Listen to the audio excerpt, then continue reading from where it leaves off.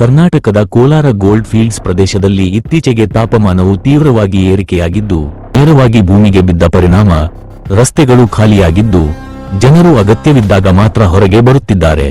ಇನ್ನು ಕೆಜಿಎಫ್ ಪ್ರದೇಶದಲ್ಲಿ ತಾಪಮಾನವು ಸುಮಾರು 36 ರಿಂದ 38 ಡಿಗ್ರಿ ಸೆಲ್ಸಿಯಸ್ ನಡುವೆ ದಾಖಲಾಗಿದ್ದು, ಬಿಸಿಲಿನ ತೀವ್ರತೆ ಹೆಚ್ಚಾಗಿದೆ. ಬೆಳಿಗ್ಗೆಯಿಂದಲೇ ಉಷ್ಣಾಂಶ ಏರಿಕೆಯಾಗುತ್ತಿದ್ದು, ಮಧ್ಯಾಹ್ನ ವೇಳೆಗೆ ಗರಿಷ್ಠ ಮಟ್ಟ ತಲುಪುತ್ತಿದೆ.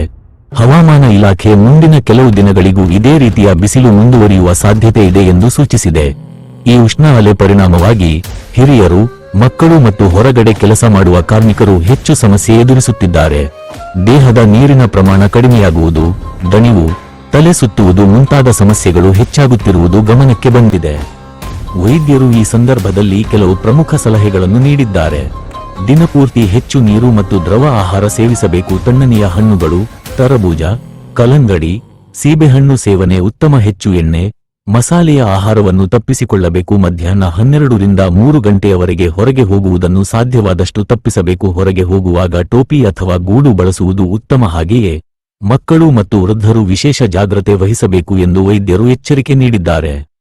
ಒಟ್ಟಿನಲ್ಲಿ ಕೆಜಿಎಫ್ ಪ್ರದೇಶದಲ್ಲಿ ತಾಪಮಾನ ಏರಿಕೆಯಿಂದ ಜನಜೀವನದ ಮೇಲೆ ಸ್ಪಷ್ಟವಾದ ಪರಿಣಾಮ ಕಂಡುಬರುತ್ತಿದ್ದು, ಎಲ್ಲರೂ ಆರೋಗ್ಯದ ಕಡೆ ಗಮನ ಹರಿಸುವುದು ಅಗತ್ಯವಾಗಿದೆ.